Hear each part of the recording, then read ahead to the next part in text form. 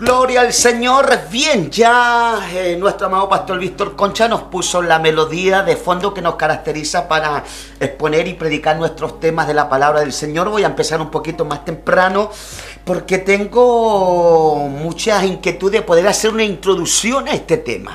Una introducción. Ayer fui de lleno al tema, al cuerpo del sermón, hablando un poco lo que fue la temática sobre bendición o maldición, regreso hacia los orígenes. Ya y veíamos cómo la Biblia va revelando entonces una promesa a Abraham, y de Abraham se transmite a Isaac, de Isaac a Jacob, de Jacob nacen 12 hijos, y de esos 12 hijos, ¿no es cierto?, la línea genealógica fue Judá, y de Judá viene el Mesías, Jesús. Lo cual es muy importante un poco entonces hacer un poquito una introducción sobre este tema. ¿Cuál sería el destino de Irak en la profecía bíblica? ¿Qué tiene que ver este país muy conflictivo, donde también hay muchos ataques terroristas y donde también se están incluso matando actualmente a muchos cristianos evangélicos? ¿Sabe usted, hermano, que el cercano oriente ha llegado a ser el centro del interés internacional? O sea, es decir, que hoy día, qué prensa, ya sea en términos de la tecnología, prensa escrita, televisiva, nos están informando sobre el problema que está pasando y el interés que hay en la prensa internacional. Por eso que se dice que esa región se parece a un volcán que amenaza erupción y pone en peligro la seguridad del mundo entero. O sea, es decir, que va a ser un poco una tipología de esto, que el cercano oriente ya es igual que un volcán que está amenazando en erupción. Cuando el volcán explota, sale ¿no es cierto?, lo que es el fuego, y empieza a ramificarse por muchos sectores, y es muy dañino. Bueno, eso mismo está pasando, y esto está poniendo todo el conflicto que está pasando en Cercano Oriente, todo esto está poniendo un gran peligro a la seguridad del mundo entero. ¿Por qué? Porque hay que entender que en la Biblia ya está revelado, en la Biblia, una promesa que Dios le dice a Abraham, incluso cuando empieza el conflicto desde el capítulo 12 de Génesis en adelante. Pero hay una profecía que fue muy trascendental en el siglo XX, ¿ya?, que fue que el 14 de mayo de 1948 juega un papel clave en la problemática de esta situación en Cercano Oriente. ¿Por qué? Porque en esa fecha, el 14 de mayo de 1948, en aquel día se fundó el moderno Estado de Israel. En ese periodo de historia, el 14 de mayo del año 1948, o sea, es decir, del siglo pasado, se forma el moderno Estado de Israel. Un pueblo que durante casi 2000 años estuvo sin patria y disperso por todo el mundo, y volvió a encontrar un hogar estable. Oh, alabado sea el Señor para siempre. Es tremendo cómo la profecía y la propia historia va dando una lucidez sobre la importancia de este tema, ya, y cómo esta profecía empezó a ser muy trascendente a todo el mundo. Pero sin embargo, este acontecimiento histórico, ya, porque esto es parte de la historia de las naciones, provocó la ardiente y persistente ira de los pueblos, en este caso pueblos árabes que eran vecinos, y por lo tanto muchas preguntas ocupan nuestros pensamientos hoy. ¿Hay esperanza de una paz verdadera? Eso es lo que se está dialogando dentro de la prensa internacional y dentro de la diplomacia. ¿Podrán entre judíos y palestinos llegar a tener una paz? Entrevistan a representantes de embajadas de diferentes partes, ya sean palestinos o en este caso a israelitas, ¿no es cierto?, sobre las comunidades de sus países.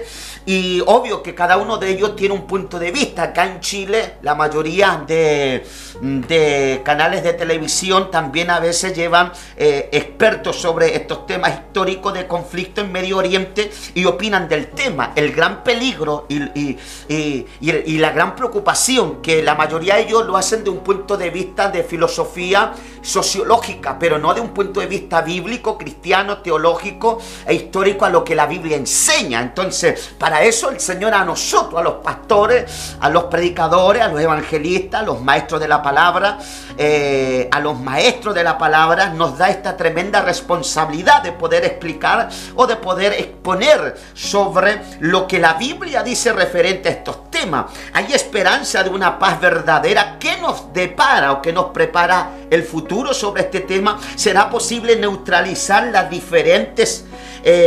diferencias que tienen estos pueblos, construyendo así la paz en esa región? Bueno, en la profecía bíblica aparece que el único gestor político, que será un hombre de la alta escurnia, un hombre poderoso, diplomático, tiene que ser un político de excelencia, donde la Biblia le da algunos títulos, y uno de los títulos más conocidos en el mundo escatológico del cristianismo es el famoso líder mundial, que será el anticristo.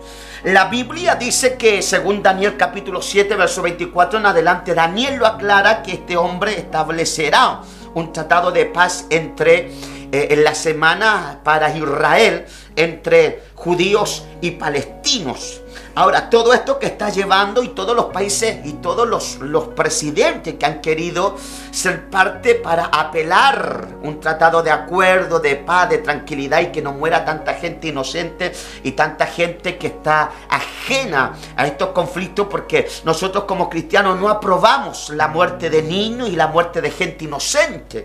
Pero este conflicto está desatado siglos y milenios, ¿ya? Incluso en el periodo ya del Antiguo Testamento, acá en la historia de Génesis. La Biblia nos da respuestas precisas a estas preguntas, pero antes de ocuparnos en ellas, hermanos, sería provechoso recordar algunos hechos generales acerca de la profecía bíblica. Quiero dar 4 argumentos en esta introducción de la profecía bíblica. ¿Por qué nosotros nos interesamos a lo que la profecía bíblica nos enseña para el futuro? Una vez alguien me preguntó por qué debiéramos nosotros interesarnos en el futuro, a lo que dice la Biblia, porque ahí pasaremos gran parte de la eternidad. Es obvio que tiene que interesarnos el futuro. Uno de los primeros argumentos que yo manejo en estos fundamentos escatológicos históricos de la Biblia es que los profetas de la Biblia hablaron detalladamente acerca del futuro. Ellos describieron el ascenso y el descenso de muchos imperios mundiales, como también el destino de numerosos pueblos de importantes ciudades. Por eso que no importa la profecía bíblica a nosotros, es uno de los primeros argumentos.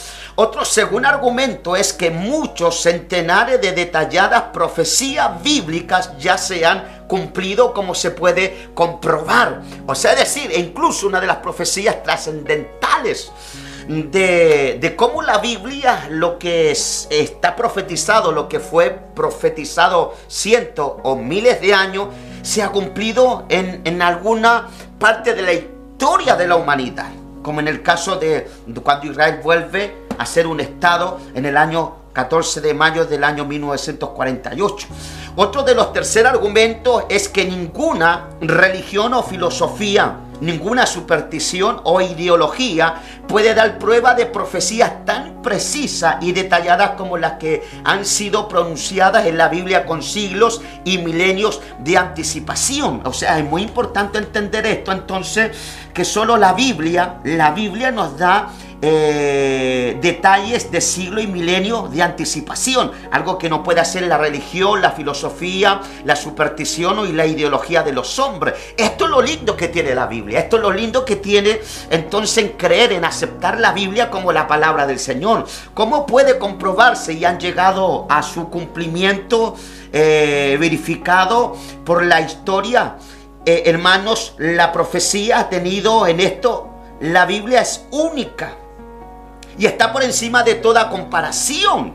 Esto es lo lindo que nosotros le damos la credibilidad a la Biblia, le damos en el sentido que creemos a lo que la Biblia nos enseña, porque le da una credibilidad es una infalibilidad de conocimiento que no lo puede detallar cualquier religión o cualquier filosofía o ideología o superstición de otros credos. Solo esto lo puede garantizar la Biblia.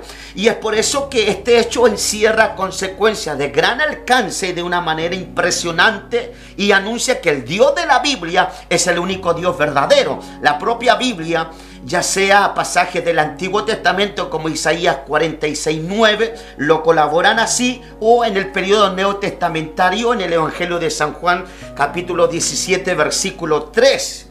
Alabado sea el Señor para siempre. ¿Qué significa esto que estoy diciendo? Que solo el Dios de la Biblia es el único Dios verdadero, y la propia Biblia lo reconoce de esta manera. El cuarto principio o el cuarto argumento que yo manejo, por qué nosotros nos interesamos en las profecías de la Biblia, es que la profecía ya cumplida es la garantía de que las profecías concernientes al tiempo futuro se cumplirán con la misma precisión avasalladora de lo que está escrito. ¿Quién puede negar que lo que la Biblia ha estado profetizado o escrito no ha tenido fiel cumplimiento? Pero, hermanos, me parece importante ubicar en esta posición, entonces, de poder entender que en las siguientes, en este caso, exposiciones, me gustaría ocupar en particular un poquito y hablar en estos temas que yo voy a estar tratando, el destino de Irak.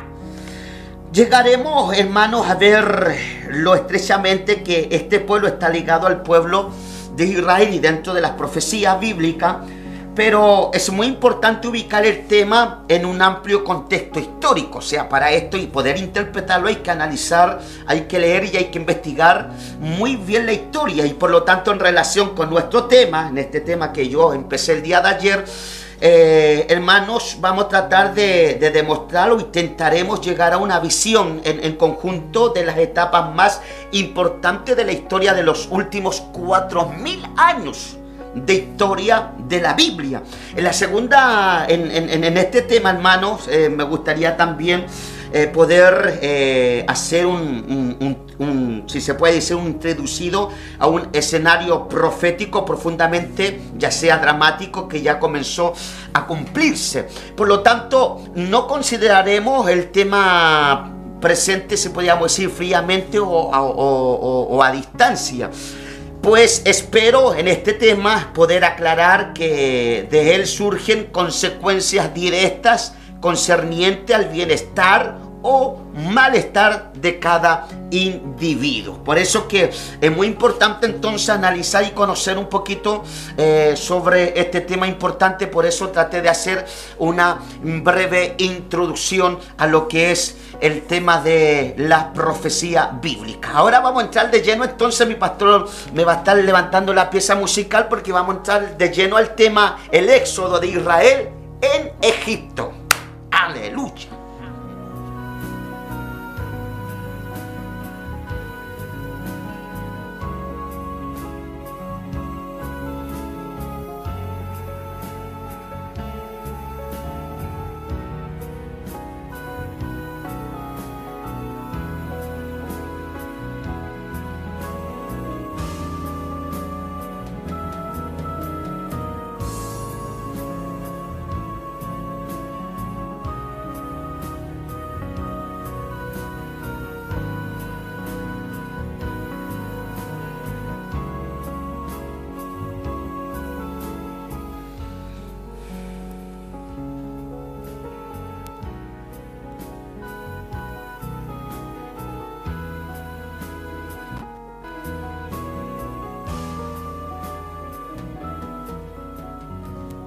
Alabado sea el Señor para siempre. Voy a estar abriendo la Biblia en el libro del Éxodo, capítulo 1, versículo 20, capítulo 1, versículo 8. Voy a leer hasta el versículo 22, a ver, para que los hermanos y las hermanas que están en sintonía puedan entender un poco más bien la lectura, el tema que voy a exponer, el éxodo de Israel de Egipto. ya el éxodo. ¿Qué significa éxodo? Salida, o sea, decir la salida de Israel cuando fue cautivado en Egipto, por causa que lo voy a tratar de poder revelar según lo que vamos a estar leyendo. Verso 8 de Éxodo capítulo 1, verso 8 dice así: entre tanto se levantó sobre Egipto un nuevo rey que no conocía a José, y dijo a su pueblo: he aquí, el pueblo de los hijos de Israel es mayor y más fuerte que nosotros. O sea, decir, el pueblo había crecido bastante fuertemente en Egipto. Ahora pues, seamos sabios para con él, para que no se multiplique y acontezca que, viendo guerra, él también se una a nuestros enemigos y pelee contra nosotros y se vaya de la tierra. Entonces pusieron sobre ellos comisarios de tributo que los molestasen en sus cargas, y edificaron para Faraón las ciudades de almacenaje Pitón y Ramesés. Pero cuanto más lo oprimían, tanto más se multiplicaban y crecían, de manera que los egipcios temían a los hijos de Israel. Y los egipcios hicieron servir a los hijos de Israel con dureza, y amargaron su vida con dura servidumbre en hacer barro y ladrillo y toda labor del campo en todo su servicio, al cual los obligaba con rigor. Y habló el rey de Egipto a las parteras de las hebreas, una de las cuales se llamaba Cifra y otra Fua, y les dijo: cuando asistáis a las hebreas en sus partos y veáis el sexo, si es hijo, matadlo, y si es hija, entonces viva. Pero las parteras temieron a Dios y no hicieron como los mandó el rey de Egipto, sino que perseveraron la vida de los niños. Y el rey de Egipto hizo llamar a las parteras y dijo: ¿por qué habéis hecho esto, que habéis preservado la vida a los niños? Y las parteras respondieron a Faraón: porque las mujeres hebreas no son como las egipcias, o sea, son diferentes, pues son robustas y dan a luz antes que la partera venga a ella. Y Dios hizo bien a las parteras, y el pueblo se multiplicó y se fortaleció en gran manera. Y por haber las parteras temido a Dios, él prosperó sus familias. Entonces Faraón mandó a todo su pueblo, diciendo: echad al río a todo hijo que nazca, y a toda hija preservar la vida. Alabado sea el Señor para siempre. Hermanos, hemos estado leyendo, analizando un poco, como ya hemos visto en esta lectura, y como yo expuse el día de ayer, Abraham vivió como extranjero en la tierra prometida. Los patriarcas, ya sea Isaac y Jacob, siguieron su ejemplo. Pero más tarde dice la Biblia, a causa del hambre, Jacob buscó refugio en Egipto juntamente con sus 12 hijos y sus 12 familias. Esto usted lo puede ver en Génesis capítulo 12, versículo 50, como la causa del hambre Jacob buscó refugio en Egipto. Se dice que allí los descendientes de Abraham se multiplicaron y llegaron a ser un pueblo numeroso. Eso más o menos lo que hemos leído acá en el capítulo del Éxodo, capítulo 1, del 1 al 7, más o menos viene hablando cómo los hebreos se iban multiplicando. Por eso que Israel, cuando es esclavizado, los egipcios comenzaron a considerar al cada vez más numeroso pueblo de Israel como una creciente amenaza para su seguridad nacional. O sea, ellos mismos reconocieron que este pueblo era robusto, crecía en gran manera. Tomaron decisiones hermanos, que acarrearon graves consecuencias políticas en el tiempo, ¿no es cierto?, de la esclavitud de los judíos, de los hebreos en Egipto. Forzaron a los israelitas a trabajar duramente como esclavos. Intentaron matar a todos los hijos varones recién nacidos. Eso más o menos lo que dice la lectura bíblica que hemos tomado. Pero también la Biblia nos dice que a causa de la dureza del corazón de Faraón vinieron enormes catástrofes sobre el reino. Porque cuando tú más como cristiano, qué gran lección espiritual aprendemos y recibimos del éxodo de Israel, o de la salida de Israel de Egipto. Vemos cómo el Señor los preservó, los los cuidó, los protegió incluso en una de las primeras naciones que oprimió al pueblo de Israel. ¿Qué nos enseña esto en las lecciones espirituales de esta historia de la Biblia? Esto nos enseña que cuando tú más estés esclavizado en tu vicio, en tus cadenas humanas, personales, en tu depresión, aleluya, en tu enfermedad, cuando tú más te encuentres que tu vida no tiene esperanza, que eres un caos en la sociedad, en tu familia, tu gente que te rodea, quizás tus tías, tus padres, tu abuelo, o lo mejor eres un hijo que, aleluya, a tus padres nunca le dio satisfacción haber traído a este mundo, y como el diablo desde niño te quiso destruir, y como desde niña el diablo te quiso destruir, mujer, pero como el Señor te preservó en Egipto, estando en el mundo, como el Señor te cuidó, te protegió, como el Espíritu Santo entonces llevó bandera para defender el futuro que Dios tenía a favor de tu vida. Podemos aprender mucho más de lecciones cuando Israel es esclavizado. Ellos crecían, ellos se multiplicaban. Es así cuando el Señor tiene un plan y un propósito con un hombre, venga lo que venga. ¿Cuántos hermanos están pasando ese desierto, esa prueba, ese valle de sombra? Están esclavizados en Egipto, se han levantado faraones. Los faraones representan a los reyes, a los magnates, a los grandes, a los opresores, a ese, aleluya, empresario corrupto, a ese jefe corrupto, a ese dueño de empresa corrupto, a ese empresario corrupto, a ese político corrupto, a ese diplomático corrupto, a ese hombre y a esa mujer corrupta, aleluya, que oprime muchas veces la vida de los hijos del Señor. Cuántos hermanos y cuántas hermanas muchas veces son discriminados en sus trabajos y han terminado llorando de un día largo laboral por las palabras ásperas y agresivas y el maltrato en los trabajos donde se desarrollan a diario. Estás en Egipto, pero te tengo buena noticia: en Egipto te vas a multiplicar. En Egipto, alabado sea el Señor, es donde Dios va a extender su mano poderosa. Ahí siento al Espíritu Santo por lo que estoy diciendo. Cuando a mí el diablo más ha querido, aleluya, venir en contra de mi vida, de mi ministerio, de mi, aleluya, servicio a la obra del Señor, es cuando más Dios me ha sacado en victoria. Es cuando más visto que me he multiplicado. Es cuando he más visto que me he hecho fuerte, porque en la debilidad se manifiesta el poder de Dios. En el dolor se manifiesta la sanidad. Aleluya. En la pobreza se manifiesta la abundancia. En la enfermedad se manifiesta la sanidad divina para con tu vida. Alabado sea el Señor para siempre. Fue hasta el extremo que cuando Dios ve el dolor de los israelitas esclavizados en Egipto, proclama un juicio sobre Egipto y sobre Faraón.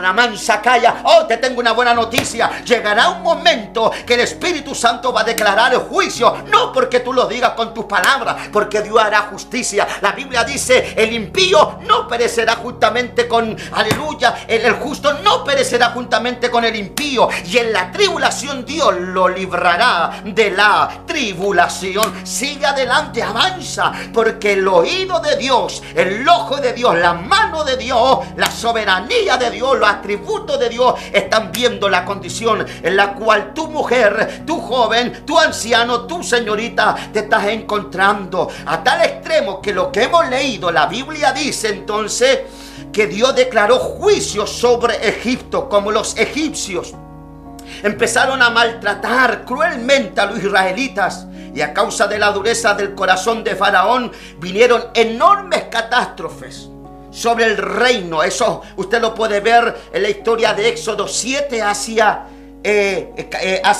el capítulo 12 del libro de Éxodo. Se describen 10 plagas que trajeron una terrible devastación sobre toda la tierra de Egipto, ya que estas plagas, hermanos amados, muy evidentemente estaban en relación con la actitud egipcia frente a los israelitas. Por eso que el faraón de aquel entonces finalmente dejó salir al pueblo oprimido. Así se cumplirá la promesa de Dios en tu vida. Por eso que nadie ha podido determinar ni destruir a Israel, porque Dios está está peleando por su pueblo. Aunque hay muchos terroristas, aleluya, que quieren determinar o quieren borrar del mapa al pueblo de Israel, no podrán. ¿Por qué? Primero, porque los cristianos oramos por la paz de Jerusalén, bendecimos al pueblo de Dios, aleluya. Tienen promesa en el capítulo Génesis 12 del 1 al 3, cuando le dice a Abraham: sal de tu tierra, sal de tu parentela y vete a la tierra que yo te mostraré. Hermanos, entonces empezaron a ramificarse plagas, bendito sea el Señor, y finalmente dejó salir al pueblo oprimido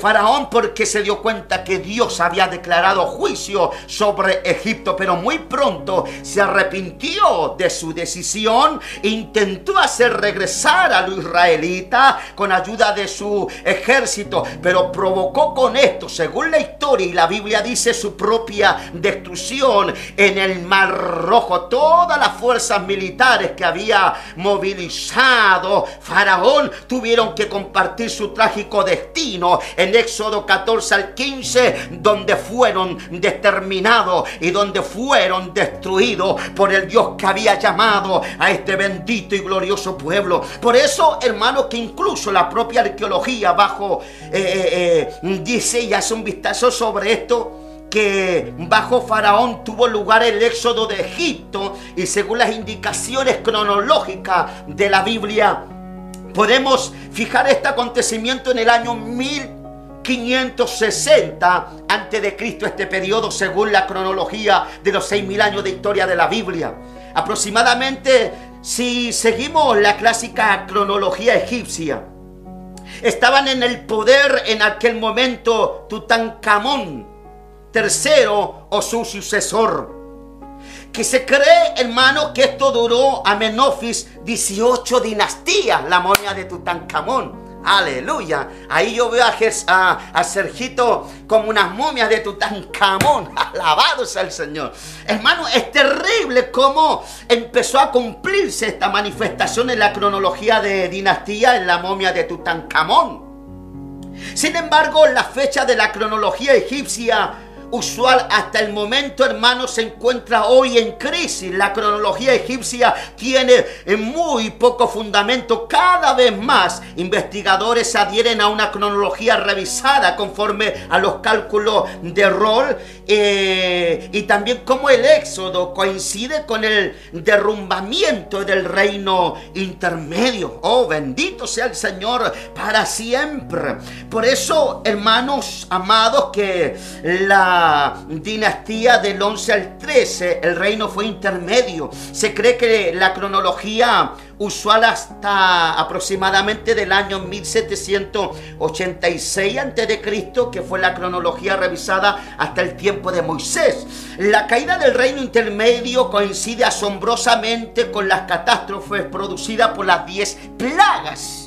Por eso que yo quiero hacer un poco un vistazo a esto, hermanos, antes de estar terminando este excelente tema. El papiro Ober, conservado en Leiden, Holanda, habla de devastación, habla de sangre, habla de fuego del cielo, habla de epidemias del ganado, habla de una profunda oscuridad y terremoto, de la huida de un pobre pueblo esclavo, de la misteriosa destrucción del faraón y de la invasión saqueadores que hubo en la época cuando Faraón oprimía a los israelitas en Egipto. Entre otras cosas, hermanos, hay manuscritos, yo he tenido la oportunidad de leer sobre esto. Hay manuscritos probablemente escritos al principio del periodo de Isos, que el Nilo se desborda, pero nadie ya podía retroceder, porque todos dicen: no sabemos qué acontecerá, el río es sangre. Eso era lo que opinaban aquellos, según algunos historiadores.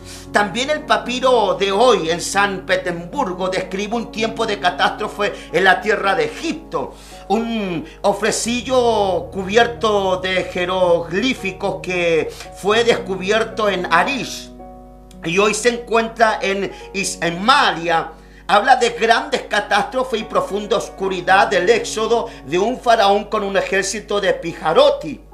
Esta palabra en hebreo, pijarot, sale en Éxodo capítulo 14, verso 9, que estaba cerca del Mar Rojo. Luego del final derrumbamiento del reino, conforme a diferentes fuentes, los hicsos invadieron luego a Egipto y tomaron el poder. ¿Qué quiero decir con esto? Que se cumple en Egipto, pues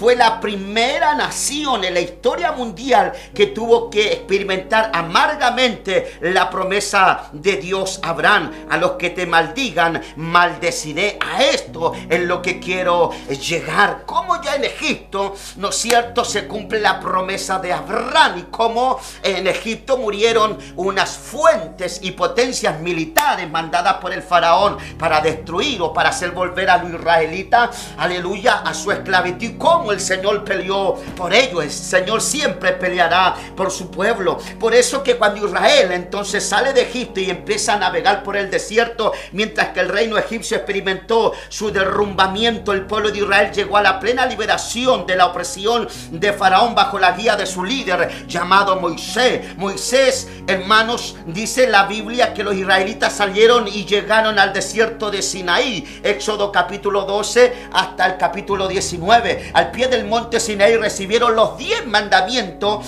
dice Éxodo 19 al 20, y estos mandamientos, hermano, es un resumen de los centenares de mandamientos de la ley y de Moisés, y muestran lo que Dios exige al hombre. Aleluya, alabado sea el Señor para siempre. Por eso que hay una promesa, bendición o maldición para Israel. Bueno, después, según la Biblia y la historia, después de 40 años de peregrinaje por el desierto, Números 1, aleluya, al capítulo 36, los israelitas cruzaron el Jordán y llegaron a la tierra prometida, según lo que está escrito en Josué capítulo 1, verso 24. Pero antes de entrar en ella, estando todavía en la tierra de Moab es la actual Jordania, Moisés les habló muy seriamente en 8 discursos, fueron escritos en el libro de Deuteronomio. Moisés llamó al pueblo a obedecer consecuentemente la palabra de Dios. Por eso todo aquel que no obedezca la palabra del Señor acarrea juicio, acarrea maldición, acarrea inestabilidad en su vida espiritual y en su vida moral y en su vida física. Deuteronomio 28 explica que el bienestar o malestar del pueblo de Israel dependerá de su actitud frente a Dios y la Biblia. Si los israelitas, hermanos, escuchaban la palabra de Dios, vendrá bendición sobre ellos, pero ellos rechazaron la palabra de Dios, del Mesías. Por eso que se encuentran en estos conflictos en el Medio Oriente.